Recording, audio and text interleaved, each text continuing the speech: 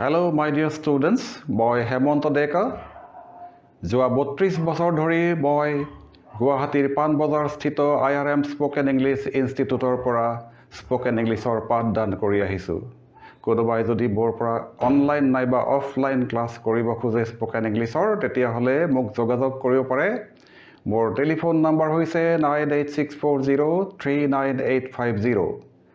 পলম নকৰি let's start the video'. মই অহা পৰহি যাম। কি হ'ব ইংৰাজীটো? অহা পৰহি। I will go the day after tomorrow. মনত ৰাখিবা। মই যোৱা পৰহি গৈছিলোঁ।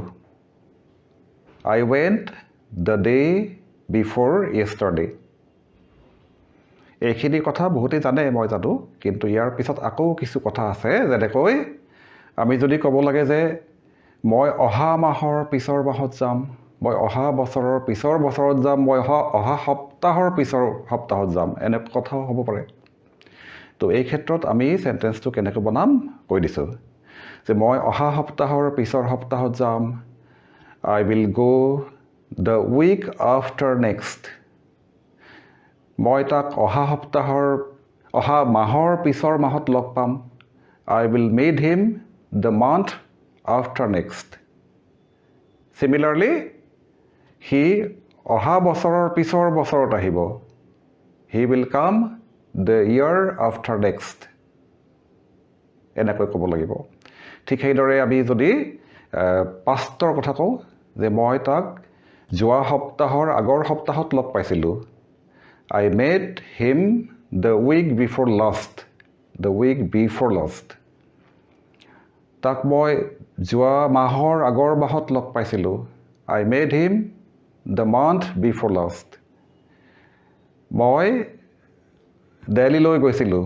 কেতিয়া? যোৱা বছৰৰ আগৰ বছৰত। মই যোৱা বছৰৰ আগৰ বছৰত দিল্লীলৈ গৈছিলোঁ। ভাষাটো কি হ'ব?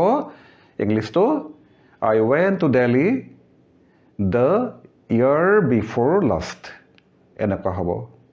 মই ভাবোঁ এইটো জানিবলগীয়া কথা, মনত ৰাখিবা। যদি ভিডিঅ'টো ভাল পাইছা লাইকটো কৰিবাই, লগতে ছাবস্ক্ৰাইব কৰিবা, কাৰণ নতুন নতুন ভিডিঅ' পাব লাগিব। প্ৰত্যেক সপ্তাহতে ভিডিঅ' আহিব। আৰু দ্বিতীয়তে এটা এলাহ নকৰি পেলাই এটা কাম যাতে কৰি দিয়া সকলোৱে। যদি ভাল পাইছা, যদি ভাবা যে সকলোৱে শিকক, তেতিয়াহ'লে ভিডিঅ'টো তুমি শ্বেয়াৰ কৰিবলৈ নাপাহৰিবা। তোমাৰ এটা শ্বেয়াৰে বহুতলৈ এই কথাখিনি বিলাই দিব পাৰে। নজনা কথা জানিব পাৰিব ষ্টুডেণ্টসকলে। আৰু মোৰ বাবে সেয়া হ'ব এক প্লেজাৰ। ত' thank you very much. See you. Bye-bye.